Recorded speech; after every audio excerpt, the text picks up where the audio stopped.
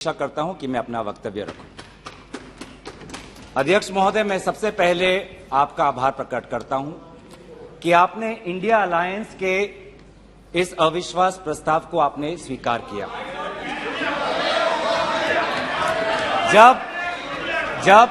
जब आपने पूछा कि इस अविश्वास प्रस्ताव के समर्थन में कौन कौन खड़ा है, तो मैं इस मंच से हमारे सारे इंडिया अलायंस दलों के सांसदों को मैं धन्यवाद और आभार प्रकट करता हूं। सर, ये अविश्वास प्रस्ताव हमारी मजबूरी है। ये हमारी मजबूरी है कि हम अविश्वास प्रस्ताव हमें लाना पड़ा, क्योंकि ये बात कभी भी संख्या की नहीं थी।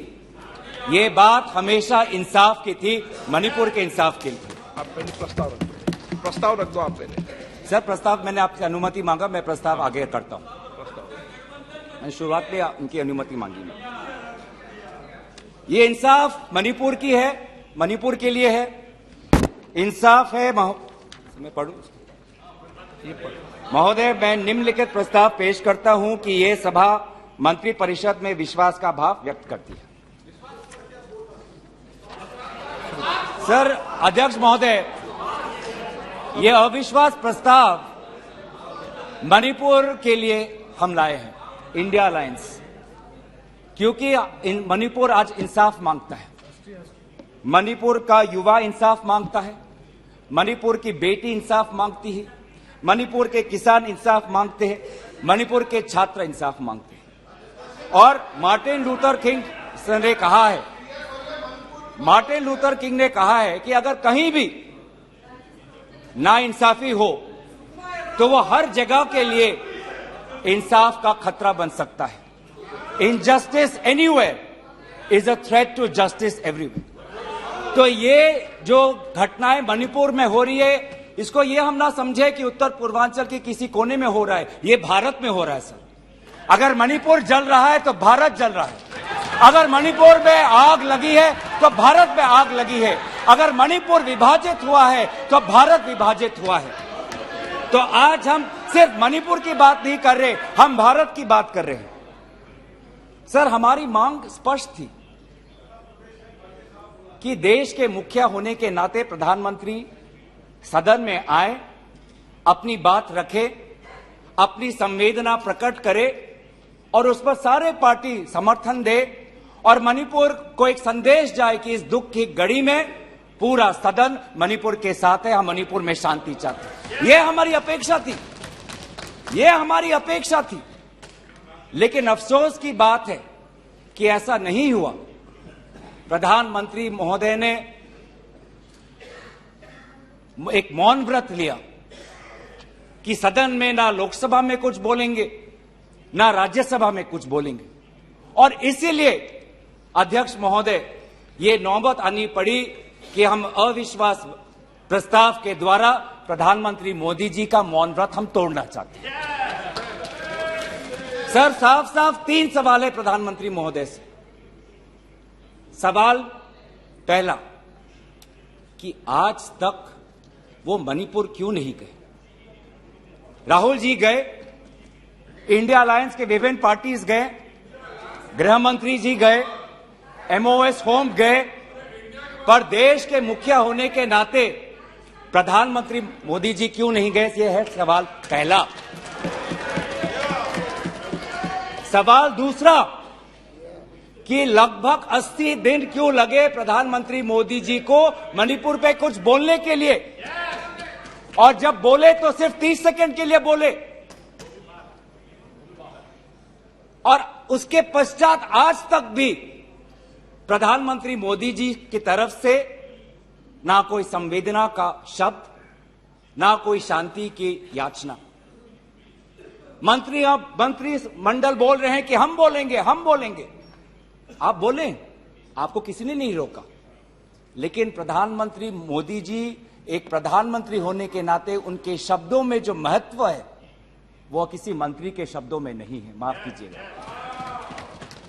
प्रधानमंत्री मोदी जी अगर प्रधानमंत्री होने के नाते एक शांति की पहल करें, उस कदम में जो ताकत है वो किसी मंत्री या किसी सांसद में वो ताकत नहीं है एक प्रधानमंत्री होने के नाते।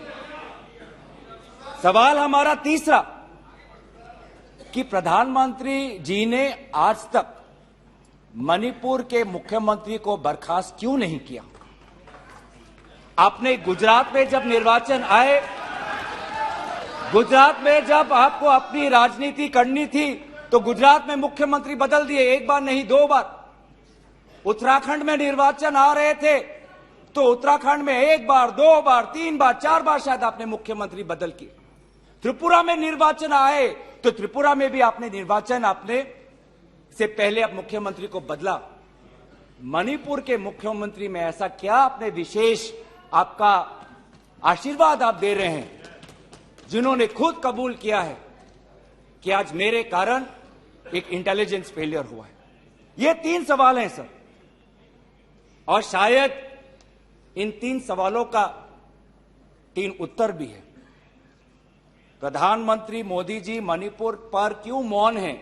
शायद उस प्रश्न का उत्तर भी 3 है। पहला उत्तर कि प्रधानमंत्री मोदी जी को कबूल करना पड़ेगा कि उनकी डबल इंजन की सरकार, उनकी सरकार मणिपुर में व्यर्थ हो गई है, विफल हो चुकी है। इसीलिए आज मणिपुर में 150 लोग मरे, लगभग 5000 घर जलाए गए, लगभग 60,000 लोगों आज शिविर में हैं, लगभग 6500 FIR है। और मुख्यमंत्री, प्रदेश के मुख्यमंत्री होने के नाते जो एक संवाद का वातावरण बनाना चाहिए था, जो एक शांति, अमन और सद्भावना का एक वातावरण जो बनाना चाहिए था, आज उन्होंने सिर्फ मई महीने से नहीं, पिछले 2-3 सालों से ऐसे कुछ भड़काऊ उन्होंने कदम लिए हैं जो आज समाज के बीच में तनाव पैदा हो गया है। आज हम मणिपुर गए हैं, क्या मणिपुर में यह सबसे पहला हिंसा हुआ है? नहीं। क्या उत्तर पूर्वांचल में यह सबसे पहला हिंसा हुआ है? नहीं। इससे पहले भी हुए हैं, मणिपुर में भी हुए हैं। मैं खुद उत्तर पूर्वांचल का हूं, मैं खुद जिम्मेवारी से कहता हूं कि हुए हैं, लेकिन पहली बार, अरे आप में से तो कोई गया भी नहीं, आप क्या जानेंगे? पहले जाओ और फिर हमें परामर्श दो, पहले आप लोग जाओ। सर हम गए और बहुत दुख हुआ कि हमने समाज में 2 वर्गों के बीच ऐसा बंटवारा, समाज के 2 वर्गों के बीच हृदय में इतना आक्रोश, इतना गुस्सा हमने पहले कभी नहीं देखा। हमने पहले कभी भी नहीं देखा कि आज समाज का एक वर्ग दूसरे के प्रति बदले की भाषा का प्रयोग कर रहा है। हमने कभी भी नहीं देखा कि एक प्रदेश में एक ऐसी लकीर खींच दी गई है कि पहाड़ पे एक वर्ग के लोग रहते हैं और वैली में एक वर्ग के लोग रहते हैं। अफसोस की बात है सर कि जो सरकार एक इंडिया की बात करती है, आज उन्होंने 2 मणिपुर आपने बना दिए हैं। आपके राजनीति से 2 मणिपुर आज बन गए। मैं मणिपुर के मुख्यमंत्री को, इस सदन से पूर्व प्रधानमंत्री वाजपेयी जी की राजधर्मों को याद करने के लिए सलाह दूंगा, जिन्होंने कहा कि राजा के लिए, शासक के लिए प्रजा में भेद नहीं हो सकता, ना जन्म के आधार पर, ना जाति के आधार पर, ना समुदाय के आधार पर। सर आज इस माहौल में अगर सबसे ज्यादा पीड़ा किसी को झेलना पड़ा है तो महिलाओं और बच्चों को। हमने देखे हैं वो वायरल वीडियो में, उनका मैं उल्लेख नहीं करना चाहूंगा, उससे सबको पीड़ा हुआ। पर ऐसे मुख्यमंत्री जी ने स्वयं कहे कि ऐसे 100 FIRs हैं। हम भी गए हैं सर, इंडिया डेलीगेशन, हमारे संसदीय दल, उस परिवार से हम मिलके आए हैं जिसमें 2 महिलाओं के साथ इतना बुरा व्यवहार हुआ, अत्याचार हुआ। हमने ऐसे भी एक परिवार से मिले जिसमें एक 80 साल की महिला, जो एक स्वतंत्रता संग्रामी की पत्नी थी, उसको घर के अंदर बंद करके जिंदा जला दिया। जो 2 महिला जिसको लेकर आज सुप्रीम कोर्ट तक ये बात गई है, उसमें से एक महिला का पति कारगिल में हमारे देश के लिए हमारी सीमा को सुरक्षा कर रहा था। वो कारगिल का जवान बोल रहा है, मैंने देश को बचाया, पर मैं अपने घर और अपने परिवार को नहीं बचा पाया। जब हम उनसे मिलते हैं तो हमको क्या कहें? आप लोग कहते हैं हम फोटो ऑप करने गए थे। सर, दुख के समय में संवेदना उनको देने गए थे। आज महिलाओं, बच्चों के साथ आऊंगा, अब सारे बातों पे आऊंगा, सब पे आऊंगा। धर्मीय जगह को भी बख्शा नहीं गया। धर्मीय अनुष्ठान पर भी आज भीड़ घुसी और उसका असम्मान किया। आज इंटरनेट नहीं है। आप कहते हैं कि सब नॉर्मल है, स्थिर है, आज भी इंटरनेट नहीं है, बच्चे स्कूल नहीं जा पा रहे, लोग अपनी बातें नहीं रख पा रहे। आज भी कितनी महिलाओं पर अत्याचार हुआ है, वो अपनी बात ही नहीं रख पा रहे। वो तो वीडियो वायरल हो गया, नहीं तो मुझे लगता था कि आज तक प्रधानमंत्री मोदी जी मौन रहते अगर वीडियो वायरल नहीं होता। पर ऐसे हजार से ऐसे अत्याचार हुए। लेकिन वहां के मुख्यमंत्री क्या कहते हैं? अभी ड्रग्स के ऊपर वो बोलते हैं कि ये सब ड्रग्स के लिए हुआ है।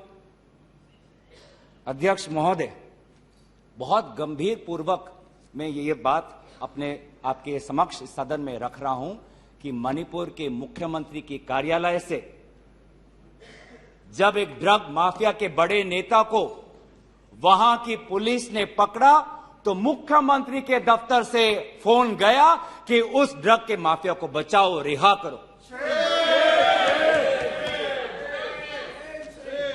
और वो ड्रग का माफिया कौन था?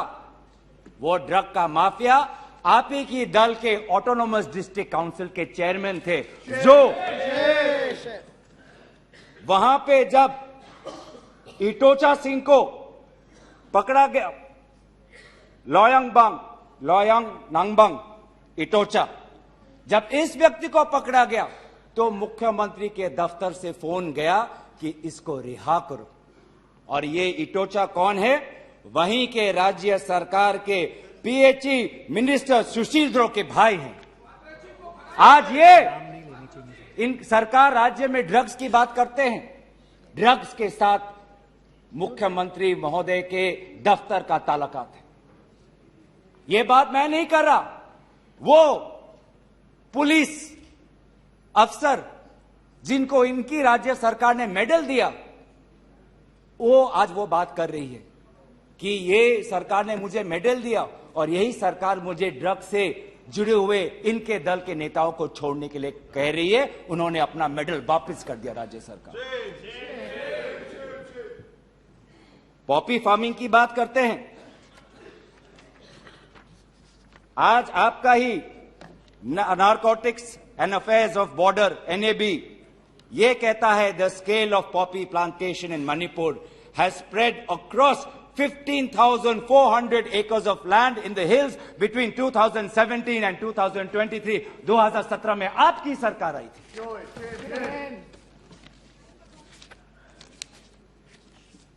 आज इंडियन फॉरेस्ट सर्वे रिपोर्ट 2021 में कहता है that within 2 years time the forest area of Manipur has decreased by 248.63 square kilometers।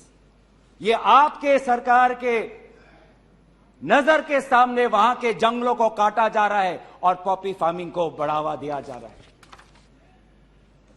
गृह मंत्री ड्रग्स को लेकर बार बार वक्तव्य देते हैं, लेकिन गृह मंत्री महोदय आपको भी पता है कि पिछले 5-6 सालों में ड्रग्स की ये समस्या कमी नहीं, थमी नहीं, बढ़ती जा रही है।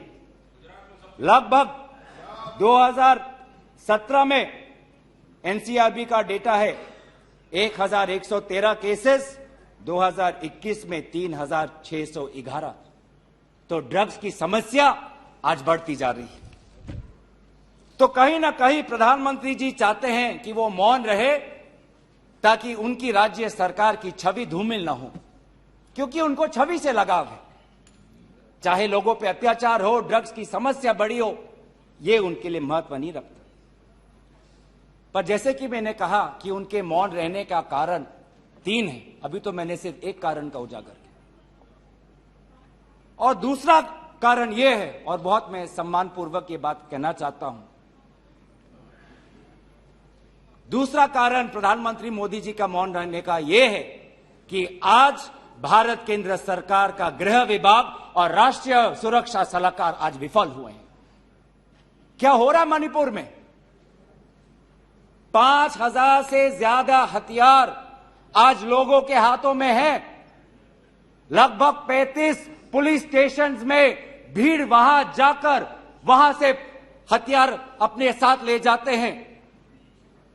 कभी आप जितने भी राज्यों का आपने जो उजागर किया है, कभी ऐसी स्थिति देखी है कि 2 महीनों में एक भीड़ पुलिस थाने में जाकर, पुलिस ट्रेनिंग कॉलेज में जाकर वहां पे जो हथियार है वो लेके जाती है?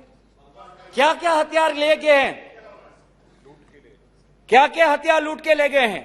INSAS rifle, AK-47, light LMG light machine gun, self loading rifle, SMC, motor, grenade, bullet proof jacket, 6 lakh ammunition, 6 lakh गोलियां आज लोगों के बीच में है।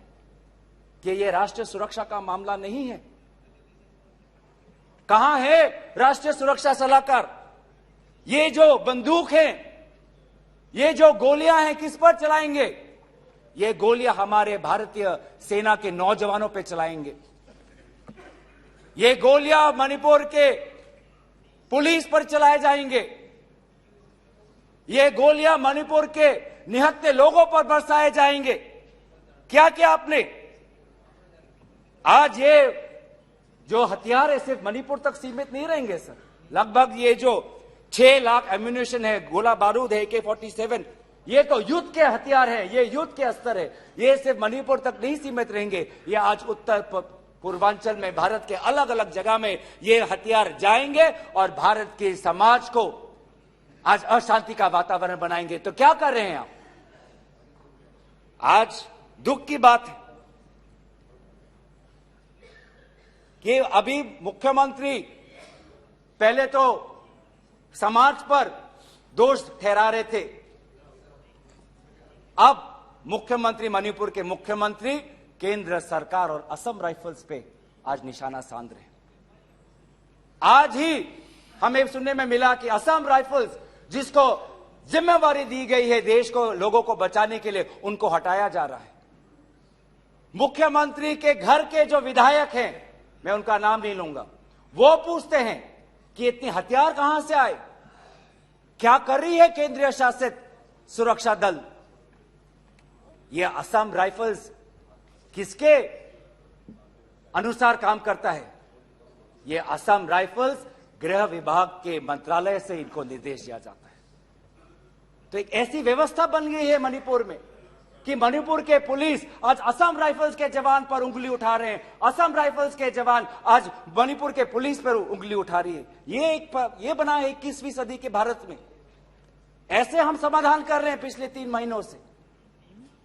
आज सुप्रीम कोर्ट ने जो जांच कमेटी बैठाई, उससे साफ साफ साबित होता है कि सुप्रीम कोर्ट ने भी आज केंद्र सरकार और राज्य सरकार के जो काम है उसको स्वीकार नहीं किया है।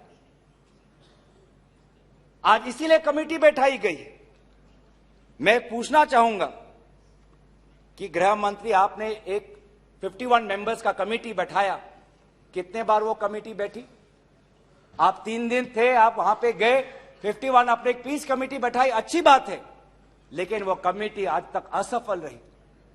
गृह मंत्री ने कहा कि मैं 15 दिन बाद में आऊंगा, पर गृह मंत्री 15 दिन हो गए हैं पर मणिपुर में दिखाई नहीं दिए। जब एक suspended insurgency group UKLF, united Kuki liberation front का चेयरमैन SS हाउकेप लीगल बयान में, एफिडेविट में यह बात कहता है कि भाजपा ने 2017 और 2019 के निर्वाचन में एक उग्रपंथी संगठन का उन्होंने सहयोग लिया। एक लीगल एफिडेविट में यह बात लिखा है। यह है इनका राष्ट्रवाद, यह है इनका राष्ट्रवाद, जो राष्ट्रवाद देश की अखंडता को आज सत्य के दांव पे आज भूल चुका है। ये राष्ट्रवाद है कि जो आज देश की अखंडता के साथ खिलवाड़ कर रहा है। आज उत्तर पूर्वांचल में आपके बड़े बड़े जो भी बातें हैं सारे अभी तक नाकाम रहे। एनआरसी की बात करते हैं, आज तक एनआरसी असम में लागू नहीं हुआ।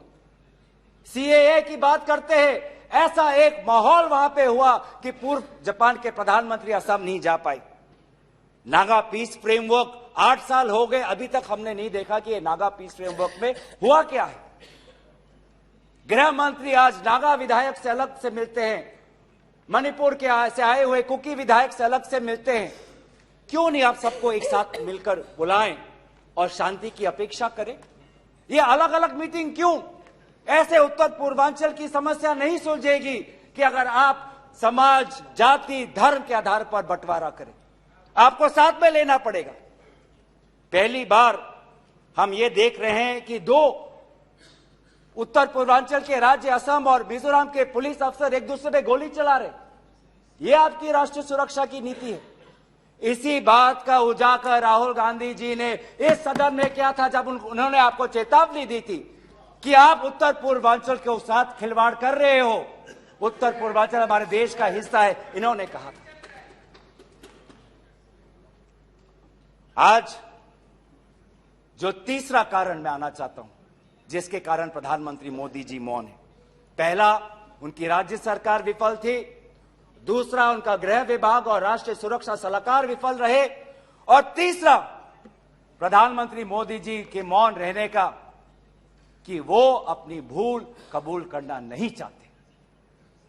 अगर वो बोले तो कि उनकी चूक हुई है राज्य सरकार से, तो ये भूल वो कभी जनता के सामने कबूल नहीं करना चाहते, मौन रहना पसंद करते हैं। और ये पहली बार नहीं हुआ है। ये पहली बार नहीं हुआ है जब भारत के स्वर्ण पदक लाने वाले कुश्ती के महिला खिलाड़ी जब सड़क पे जब विरोध कर रहे थे तो प्रधानमंत्री मौन थे। जब 750 किसान आंदोलन पे उनकी जीवन गई, बलिदान दिया, शहीद हुए तो प्रधानमंत्री मौन थे। जब 2020 में दिल्ली में रायट्स हुए, दंगे हुए, पर विदेश के एक सरकार के नेता आए थे, उस समय भी प्रधानमंत्री मौन थे। जब अडानी पर इसी सदन में राहुल गांधी जी ने प्रधानमंत्री मोदी जी से सवाल किया कि कितने बार अडानी जी एक विशेष कंपनी को प्रधानमंत्री के साथ जाने पर उनको सुविधा हुआ, तो प्रधानमंत्री मोदी जी मौन थे। जब हम बार बार पूछते हैं,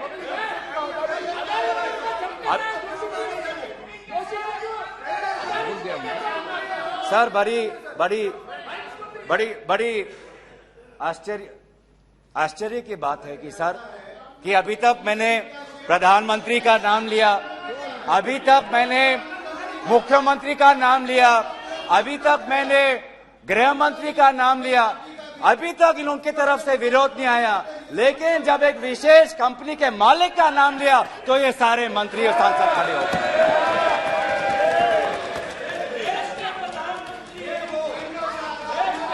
किसकी सरकार है सर? ये किसकी सरकार है? जब चीन पर हमने सवाल किया, चीन पर आप पूछे, मैं चीन पर आता हूं। जब चीन पर हमने सवाल किया कि चीन हमारे सीमा के अंदर कितने किलोमीटर पर है, तो प्रधानमंत्री मोदी जी मौन रहे। प्रधानमंत्री मोदी जी ने G20 के बाली समिट में प्रेसिडेंट शी जिनपिंग के साथ क्या बातचीत की, उनके विदेश मंत्रालय ने इसको छुपाने की कोशिश की। लेकिन जब चीन के विदेश मंत्रालय से बात आई तो भारत सरकार के विदेश मंत्रालय ने खुद कबूल किया कि हाँ, हमने ये बात छुपाई थी कि बहुत संवेदनशील बातें प्रधानमंत्री मोदी जी ने शी जिनपिंग के साथ बाली में किया। हम पूछना चाहते कि क्या बातें की आपने, क्या समझौता हुआ, क्या बताएंगे? विदेश मंत्री ने कुछ दिन पहले हम सबके समक्ष एक स्टेटमेंट रखा, पर उस स्टेटमेंट पर भी बाली में प्रधानमंत्री मोदी जी और प्रेसिडेंट राष्ट्रपति शी जिनपिंग के बीच में क्या बात हुई, इन्होंने उजागर नहीं किया।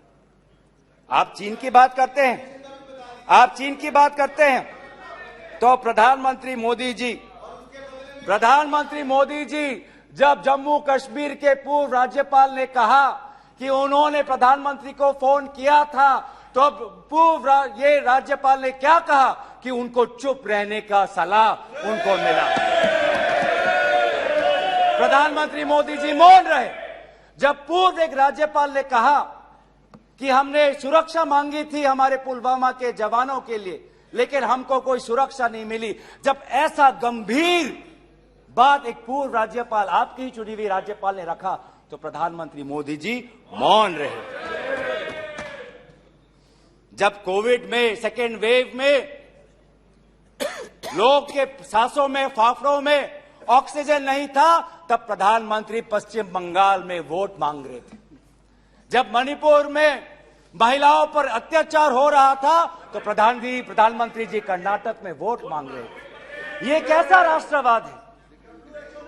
यह कैसा राष्ट्रवाद है जो देश से ऊपर अपने सत्ता को ज्यादा महत्व देता है? इस देश के इतिहास में हमने दूसरे प्रधानमंत्री भी देखे हैं। हमने ऐसे भी प्रधानमंत्री देखे हैं जिन्होंने उत्तर पूर्वांचल और भारत की संवेदना को समझा। मैं उदाहरण देना चाहता हूं। जब असम में हमारा असम अकॉर्ड हुआ 1985 में, तो असम में हमारी कांग्रेस की सरकार थी, लेकिन शांति के पहल के लिए उस समय के पूर्व प्रधानमंत्री राजीव गांधी जी ने कहा कि कांग्रेस की सरकार बर्खास्त होनी चाहिए, हम एक निर्वाचन लाना चाहते हैं ताकि शांति आगे बढ़े। ये हमारा राष्ट्रवाद है कि दल से ऊपर हमारा देश, ये हमारा राष्ट्रवाद है। जब मीजो अकॉर्ड हुआ, सुन लीजिए, सुनने का धैर्य रखिए। जब मीजो अकॉर्ड हुआ 1986 में, तो मिजोरम में हमारी सरकार थी, लेकिन राजीव गांधी जी ने लालडेंगा जी के साथ समझौता करके मीजो अकॉर्ड उन्होंने स्थापना किया 1986 में, और वहां के पूर्व लालडेंगा जी मिजोरम के इंटरिम गवर्नमेंट के मुख्यमंत्री बने। और निर्वाचन यह है कि हमें सत्ता नहीं, हमें शांति चाहिए उत्तर पूर्वांचल में। अगर सत्ता खोनी पड़ी, दल का बलिदान देना पड़ा, तो उत्तर पूर्वांचल और देश की अखंडता के लिए हम वो बलिदान देने के लिए तैयार हैं। सोनिया जी को याद होगा, जब मीजो अकॉर्ड हुआ उसके अगले ही दिन राजीव गांधी जी और सोनिया जी मिजोरम गए थे, आइजवाल गए थे, और जगह जगह पर लोगों ने इन दोनों का स्वागत किया और उन्होंने कहा, स्वागत राजीव गांधी जी, वेलकम राजीव गांधी जी, आप शांति के प्रतीक हो। ऐसा पहल प्रधानमंत्री मोदी जी मणिपुर में क्यों नहीं करते?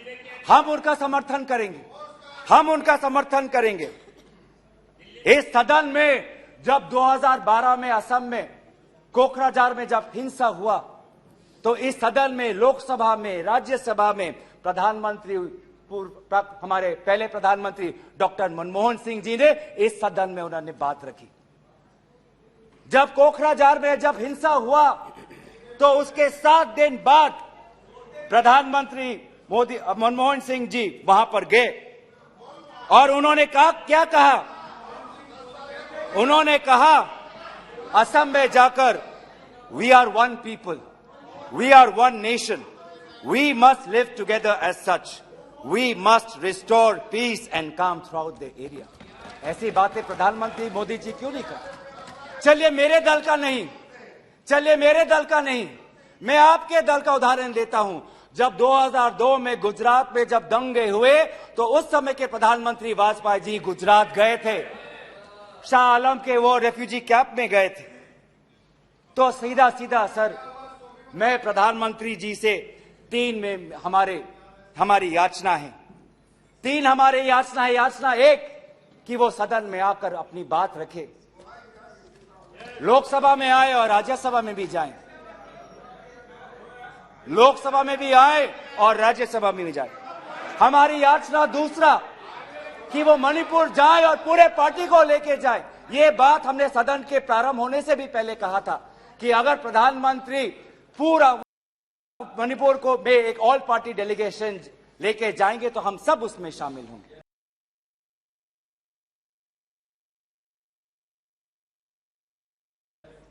और हमारा तीसरा ये याचना है कि मणिपुर के विभिन्न समाज सेवक संगठनों को बुलाकर एक मीटिंग करिए, शांति का एक पहल रखिए। लेकिन प्रधानमंत्री क्या कर रहे हैं? प्रधानमंत्री आज इंडिया अलायंस को बदनाम करने में तुले हैं, देश के नाम को आज बदनाम करने में तुले हैं। अफसोस की बात है, अफसोस की बात है, जब आप पॉपुलर फ्रंट ऑफ इंडिया की बात करते हैं, इंडिया मुजाहिदीन की बात करते हैं, ईस्ट इंडिया कंपनी की बात करते हैं, तो हम इंडियन इंस्टीट्यूट ऑफ टेक्नोलॉजी की बात करते हैं, हम इंडियन स्पेस रिसर्च ऑर्गेनाइजेशन की बात करते हैं, हम इंडियन पुलिस फोर्स की बात करते हैं, हम इंडियन एयरफोर्स की बात करते हैं। आप जब इंडिया को बदनाम करते हैं तो हमें तो भारत का तिरंगा दिखता है, जहां पे गेरुआ है, सफेद है, हरा है और बीच में अशोक का चक्र है।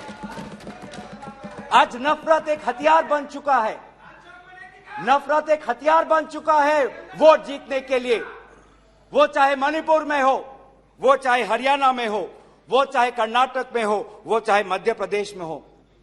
आप जितना भी नफरत फैलाएं, आप जितना भी नफरत फैलाएं, हमने राहुल जी के नेतृत्व में भारत जोड़ो यात्रा किया है।